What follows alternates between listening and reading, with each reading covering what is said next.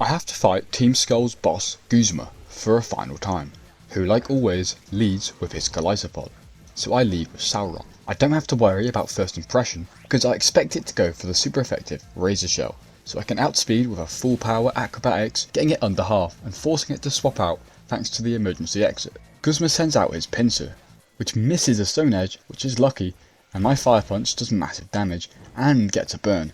I swap into Terminator on a resisted Stone Edge, which doesn't do much as burn takes out the Pinsir. Guzma sends in his Masquerain, which lowers my attack with Intimidate, and a Bug Buzz gets me into the red, and I fire off an Iron Head, which almost does half.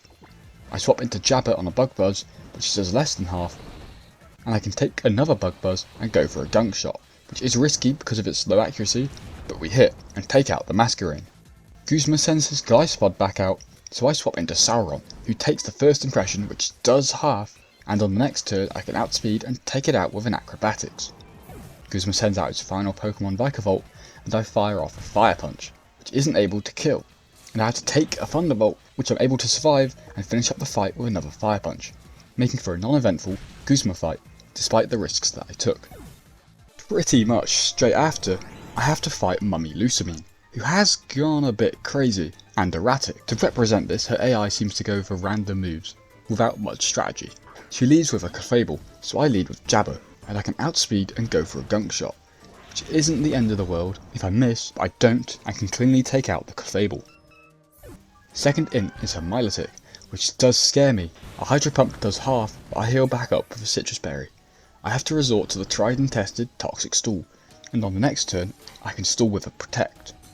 Then I can take a Dragon Pulse pretty well and fire off a Gunk Shot, which hits, getting the Milotic into the yellow, and on the following turn, I can Protect as Poison finishes off the Milotic.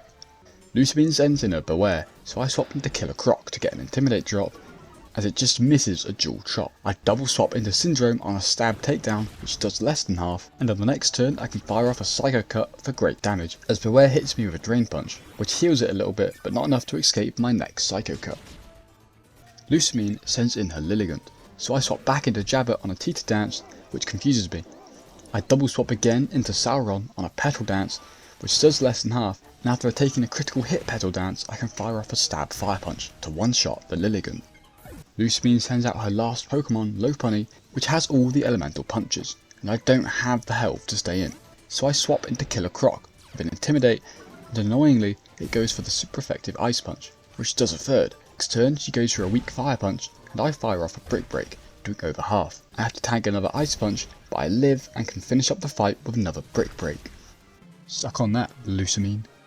Then Lusamine decides to jump into the hole in space and time. And Guzma goes too, because he is a massive simp for Lusamine, which, you know, valid. Ignoring that though, I can get back to my island challenge. What is this? Some Team Skull protest trying to ban all simps maybe? In the Pony Canyon, I find a shiny Machoke, which sadly I can't use, but it's pretty cool to find a full odd shiny. I have to fight the pseudo-legendary totem Kamoa, which is also part fighting type and starts with an Omni boost. So yay, we're in for it. But cheer up though, because I've got this in the bag. I lead with Syndrome, who can take Dragon Claw, which does basically half, and I can go for a Topsy-Turvy, to revert its Omni boost and make it have -1 in every stat, because I'm cheeky like that. The Kamoa calls for its ally, Noivern, which is a powerhouse in itself, so I decided to stay in because I figured the Noivern would want to try lower my defense with a Screech, which actually raises it because of contrary, and I can do over half with a super effective Psycho Cut, and the Dragon Claw does nothing. I can take a Boom Burst from Noivern in the red and take out the Totem Kamoa with another Psycho Cut. And I can finish off the Noivern with Terminator, getting me my first trial win on Pony Island. That was pretty easy, I only had to use 2 Pokemon. Let's keep up this momentum. Next, I have to do some story related stuff, so I'm going to narrate what I think is happening. I play this cool looking flute that I had to grab from some random island as Lily plays her cool looking flute, which can evolve Nebby into Lunala. Then Lusamine and Guzma appear from a portal, and so does Necrozma, which results in an epic anime tier showdown.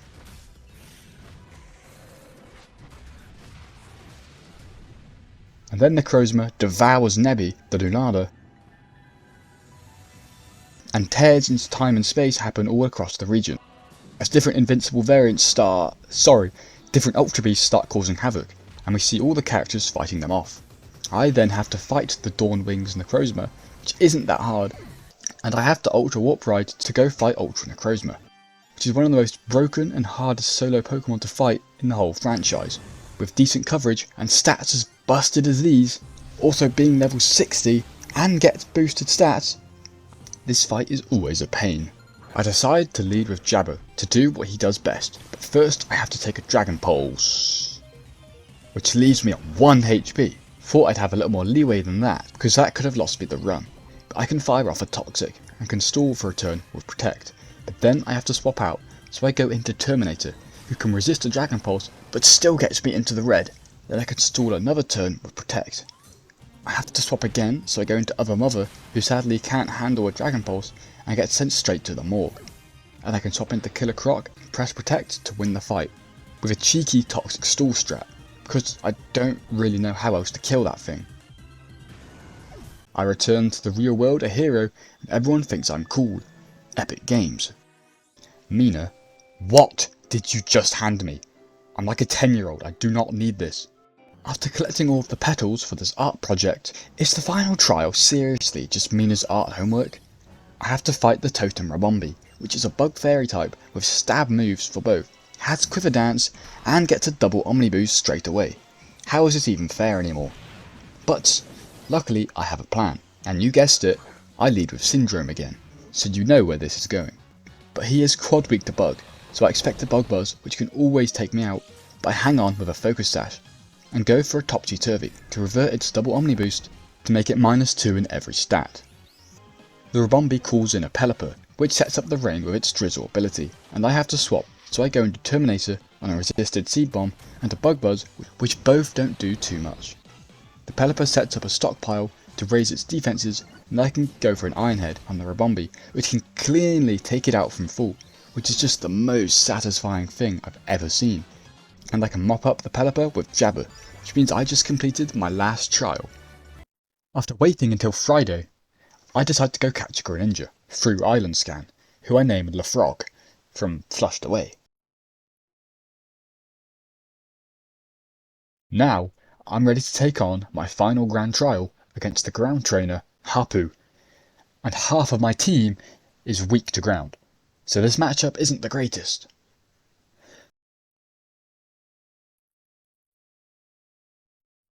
Hapu leads with her Golurk, and despite being weak to ground, I start with Sauron. I can outspeed and go for the super effective Darkest Lariat, getting into the red, and in return it just sets up Stealth Rock. Hapu heals with a Hyper Potion, but it doesn't heal back enough HP to survive my next Darkest Lariat. Hapu sends in an ace, Mudsdale, which has got the ground Z move, but still I stay in. I'd use Protect, hoping she goes for her Z move, Tectonic Rage, which she does, and I have to take the Tectonic Rage, but thanks to both Protect and a Shocker Berry, I hardly take any damage from it. I swap into Killer Croc to get an Intimidate, and taking some damage from Stealth Rocks, and I can take an Earthquake. I then swap into my Flying type Vulture, who I brought along basically as Death Fodder, to dodge an Earthquake, but the Mudsdale goes for a Heavy Slam, so I just die. I swap back into Killer Croc for another Intimidate drop, and then I swap into Sauron, who can easily take a resisted Heavy Slam. I then swap into Killer Croc again for one more Intimidate drop, getting it to -3 attack, and I can just about survive the Earthquake. This is where it gets weird, because I swap into Syndrome and I continuously go for Superpower, which raises my attack and defense each time because of my Contrary ability, but also raises the defense of the Mudsdale thanks to its Stamina ability. But then every other turn I use Protect to get as much leftovers recovery as possible, until the Mudsdale goes down to my 5th superpower. Hapu sends in her Gastrodon, which I stall with a Protect to get me back to full HP, and on the next turn I can outspeed and a +5 Psycho Cut can take it out in one hit. Finally, Hapu sends in her Flygon, which I find is her most scary Pokemon, but I still have LaFrog in reserve as my backup plan. The Flygon outspeeds and hits me with a Stab Special Earth Power, which actually doesn't even get me below half, and I can finish up the fight with another Psycho Cut, which means Hapu got put into the ground. Huh? No? Well, at least I finished all of the Grand Trials and can start making my way towards the League. Gladion then has the funniest entrance ever because he thinks he looks so damn tough. but like, come on. And we have to fight. After beating him, he tells me to max my PP. Thanks, dude, I guess. Before taking on the league, I can evolve Godzilla into a Tyranitar, which is awesome. And I'll give you the rundown on my team. Just bear in mind, some of the moves will change depending on the fight. Sauron, my technical starter and powerhouse on the team. Syndrome, my contrary and topsy-turvy weirdo, who's actually been pretty sick. Jabber, my toxic solar and kinda tank. Killer Croc, my intimidating scary boy. LaFrog, my special attacking coverage guy. And Godzilla, my new tank. A pretty stacked team if I do say so myself. I did have to leave Terminator behind though, but he put in the work where it counted. I meet up with Professor Kukui and we can make our way towards the Alola Pokemon League, and I gotta say, it's been a long run. This is by far the longest video I have done, but I'm also the proudest of it because we've had some real hard challenges to overcome, and with my team, we did it. Mostly. But now I'm ready for one final challenge, so here we go. Some of the league matchups are pretty good for my dark types, so I decide to fight the ghost trainer Acerola first, which shouldn't be too bad. She leads with a Banette, so I lead with my starter Sauron. To start off the fight, the Banette hits me with a Screech to lower my defense by 2 stages, and I set up a workup to increase my offense. I have to take a resisted Shadow Claw, which does a third, and I fire back with a super effective Darkest Lariat to one-shot the Banette. Acerola sends in her ace, Palossand, but I decide to stay in and can outspeed with another Darkest Lariat to simply take it out. Next in is Delmise, which I can also outspeed going for a Darkest Lariat, which takes it out, continuing my sweep. Acerola sends in a Frostlass next, which can outspeed me and confuses me with a Confuse Ray. But I still try for a Flare Blitz, but I end up hitting myself for big damage. I have to swap, so I go into Syndrome as it misses a Blizzard. It then confuses Syndrome with a Confuse Ray, but I manage to break through, getting it deep into the red with a super effective Night Slash. On the next turn, Acerola heals back to full, so I break through Confusion again and get it back down with another Night Slash. She heals again, but luckily I break through Confusion again, get it back down into the yellow. A Blizzard then does about half as I take it out with a final Night Slash. Acerola sends in her final Pokemon Drifblim. I outspeed and do almost half of the Night Slash as it uses Amnesia to raise its special defense by 2 stages. I can hit it with another Night Slash to get it into the red as she sets up a Focus Energy to increase her crit rate. So on the next turn I can finish up the fight with another Night Slash, getting me my first win of the Pokemon League, and other than the Frostlass, that wasn't too bad. For my next opponent I chose the Steel type trainer Mullane, who leads with a Klefki, which hasn't got any fairy moves, but it can be annoying with Prankster Thunderwave, so I lead with Killer Croc. Klefki moves first and sets up a Reflect, causing my Earthquake to do just over half. On the next turn, Klefki sets up a layer of spikes, and I decide to go for a Brick Break to destroy the Reflect, but not doing much damage. This gets it into the healing range, so Mullane heals back to full, but without Reflect up, my Earthquake can cleanly take it out from full. Second in is her Metagross, which despite being a Psychic type, is a threat thanks to its Fighting type move Hammer Arm. I decide to swap into Syndrome, who can take the neutral Hammer Arm above half, which does lower the Metagross' speed, and I can heal a little back with the leftovers. I go for a superpower for a little damage, but I can raise my attack and defense, as it actually misses a Meteor Mass. I try for the KO with a +1 super effective Night Slash, but it hangs on in the yellow, but I can take a Meteor Mash pretty well. Mullane withdraws the Metagross and sends in his Bisharp, which is a big mistake, because coincidentally, I went for the quad effective superpower, which absolutely demolishes it. Mullane sends his Metagross back in, but I can outspeed and a superpower can finish it off, which also gets me to +3 attack and defense. Mullane sends in his ace, Dugtrio, which can outspeed me and goes for an Earthquake, which doesn't do too much, and to be honest I was expecting it to use its Z-move, but I can take it out with another super effective superpower. Also its Tangling Hair ability, which should lower my speed, actually raises it, because of contrary. Finally is his Magnezone, which has Sturdy, so it will be able to take me out no matter what I do. So I swap into Killer Croc on a Thunderbolt, which does nothing, but I do take Spikes damage. I can outspeed, getting the Magnezone down to its Sturdy with a quad effective Earthquake, as it misses a Screech. Mullane heals it back to full, but my Earthquake just gets it back down to Sturdy. And on the next turn, I can take it out with a final Earthquake, getting me my second league win without too much fuss. And I hope that I can keep up this momentum. I decide to go against Olivia and her Rock types next, who I've already battled, but she is a lot stronger now. She starts off with her Armoldo, and I decide to lead with Lefrog, who I gave a choice scarf so I can guarantee to one-shot the Armoldo with a super effective Scold. Olivia sends in her Cradilly, and scared of an energy ball I swap into Jabber, but it just sets up Stealth Rocks. I outspeed and actually hit a gunk shot, doing about half as I'm hit with a weak Rock Tomb, which does lower my speed, and I can heal a little bit with Leftovers. I go for a Protect to maximise my Leftovers recovery, and on the next turn I'm hit with a weak resisted energy ball, which gets the special defense drop, and I go for a Crunch, getting it into the yellow. I use Protect again, but Olivia heals it back to full. I take another energy ball, but actually hit another gunk shot, taking it back down to half, and getting the poison. I use Protect again, but Olivia withdraws the Cradilly, sending in her Probopass. I swap into Syndrome, who takes a crit Earth Power very well, and on the next turn I fire off a quad effective superpower to get it down into the red and boost my stats, as luckily it misses a Thunder Wave. Olivia heals back to full, and I can get it down to its sturdy for superpower, and on the next turn I can finish it off with another superpower. Olivia sends in her Gigalith, which sets up the sand with Sandstream, and I can get it deep in the red with a +2 superpower as it hits me with a very weak Bulldoze, which raises my speed, so thanks buddy, and I can take it out with a Psycho Cut. Olivia sends in her Ace Lycanroc, but thanks to the speed boost I can outspeed and take it out with a superpower. Olivia sends her Cradilly back in, but I can simply outspeed and take it out, winning me the fight, and yeah, Contrary plus superpower is kinda busted. The final Elite Four member is Kahili, the Flying type trainer, so let's do this. She leads with a Braviary, so I decided to lead with Lefrog. Still with the Choice Scarf, I can outspeed and go for a super effective Ice Beam, which barely misses out on the KO. I get the freeze, but it thaws out instantly. What a turn of events, but it only lowers my speed with a scary face. Healy uses a full restore, but I get it back down into the red with an Ice Beam, and after taking an Air Slash, I can finish it off with a third Ice Beam.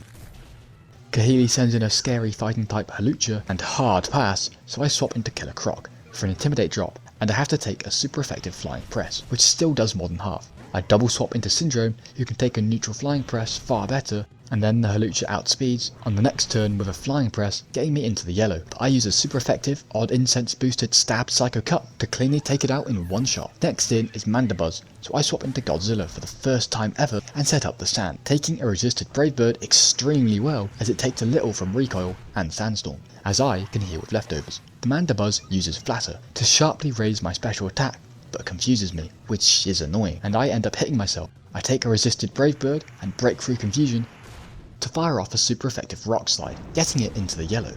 I take another Brave Bird and hit myself again in confusion. Kahili heals back to full, so my Brick Break doesn't do too much, but the confusion ends. The Mandibuzz confuses me again with Flatter, but I manage to hit a Rock Slide, getting it deep into the yellow. I take another weak Brave Bird and break through the confusion, but I miss and take another weak Brave Bird, but can finally take it out with a Rock Slide. Now that was annoying.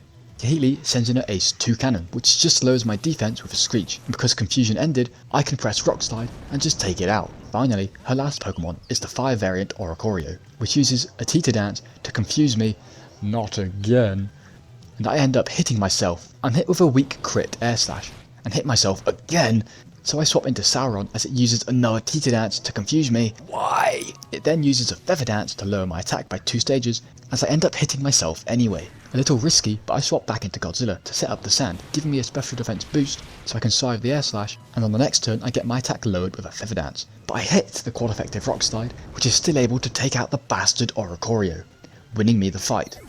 And what a bloody palaver, but still no deaths, so we shan't complain too much. It's all been leading to this. The last fight of the run against our rival from the start, Howl, and he's coming at me with a strong, diverse team, with great coverage, and a load of speedy Pokemon, so let's get stuck in. He leads with his Raichu, which can hit really hard with Stab Thunderbolt, so I lead with Syndrome. He outspeeds doing half with a neutral Thunderbolt as I set up Light Screen. I swap into Killer Croc to dodge a Thunderbolt with its ground type, and on the next turn I have to take a super effective Focus Blast, but it misses, so I can take it out with a super effective Earthquake for free. Howl sends in his Vaporeon, and not wanting to die to a Hydro Pump, I swap back into Syndrome, but it goes for a Baby Doll Eyes to lower my attack, which actually raises it, and I heal a little with Leftovers. It goes for another baby doll eyes because the AI is confused, and I go for a +2 superpower to get it deep into the yellow and further increase my stats. Light screen wears off, and finally it decides to attack with a hydro pump, which I can just barely survive, and can take it out with a superpower. Next in is his Tauros, which raises my attack again with Intimidate. Despite all my stat changes, it always outspeeds, so I decide to swap into Killer Croc for an Intimidate drop of my own, and have to take Stab Double Edge, doing almost half. I double swap into Godzilla, who can set up the sand and resist a double edge. I have to take a super effective Earthquake, which actually doesn't do too much, and I can fire back with a Brick Break to get it into the red. I swap into the Frog to prepare for his next Pokemon, but he ends up healing, which I should have expected, but I'm dumb. I swap into Killer Croc for another Intimidate drop, and take another double edge, and I swap back into Godzilla, who takes a double edge very well. I can eat an Earthquake, and fire back with a Brick Break, to get it back down into the red. Hal withdraws his Tauros, and sends in his ace Decidueye, which avoids my Brick Break with its Ghost type. I decide the safest option is to sacrifice Killer Croc for an Intimidate drop, so I swap him in on the Leaf Blade, which absolutely decimates him. I salute him though, and can send in Sauron safely. It outspeeds with a very weak Leaf Blade, and a Darkest Lariat can get it deep into the yellow. It goes for the super effective Smackdown, but I can weaken the damage with a Charty Berry, and go for another Darkest Lariat to take out Hal's ace, little bitch. He sends in his Crabominable, but I no longer have my berry, but I decide to risk it, and it misses a Stone Edge, which is crazy, and I go for a powerful Flare Blitz to just straight up take it out. But it does do a lot of recoil damage to me, so not epic. Hal sends his Tauros back in, and expecting it to heal, I stay in, but it just takes me out with an Earthquake. Thank you for everything, Sauron, you've been a real one. I send in Lefroc, who I thought would outspeed, but I don't, and I'm hit very hard with a double edge, which the recoil damage takes out the Tauros, so lol. Finally, his last Pokemon is Noivern, which I could take out with a quad effective Ice Beam, but I also don't outspeed, and it kills me with a Dragon Pulse. Honestly, deserved, should have been faster. Down to 3 Pokemon, I send Godzilla back in, to set up the sand and increase my special defense, which means I can take a Dragon Pulse pretty well, and fire back with a super effective Rock Slide, which hits, and takes out the Noivern from full. Meaning, I just beat a Pokémon Ultra Moon Hardcore Nuzlocke using only Dark Type Pokémon. A much better outcome than my previous Nuzlocke in Pokémon Black 2, which was a disaster. I'll keep this ending short because this video is already longer than a furry's erection at the zoo. But yeah, I won. If you made it this far, feel free to subscribe, and stay tuned for more videos in the future. And yeah, sorry this video took so long. I was moving house and I got a job and all that important life stuff, which I'm definitely not mature enough for because in my spare time I play challenges on a kids game. So yeah. But if you do like this sort of content, subscribe to boost my ego and stuff, and peace out.